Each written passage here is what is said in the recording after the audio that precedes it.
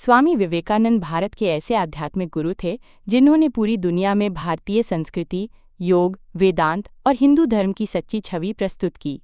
उनका जन्म 12 जनवरी 1863 को कोलकाता, तत्कालीन कलकत्ता में एक कायस्थ परिवार में हुआ था। उनका बचपन का नाम नरेंद्रनाथ दत्त था। वे अत्यंत बुद्धिमान, जिज्ञासु और विचारशील बालक थे।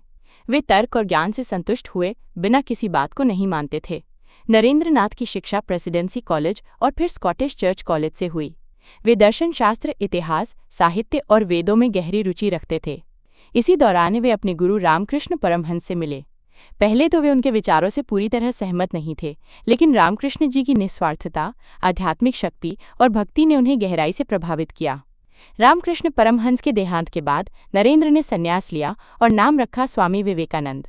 उन्होंने भारत के विभिन्न क्षेत्रों की यात्रा की और समाज की सच्ची स्थिति को जाना।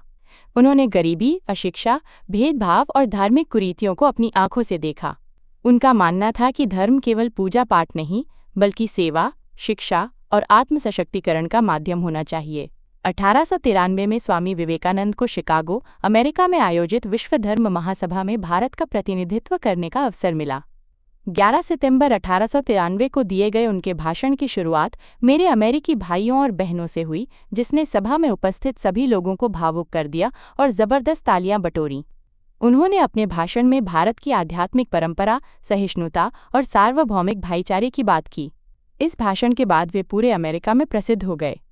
इसके बाद वे कई वर्षों तक अमेरिका और यूरोप में रहे और वहां भारतीय संस्कृति, योग, ध्यान और वेदांत के ज्ञान को फैलाया।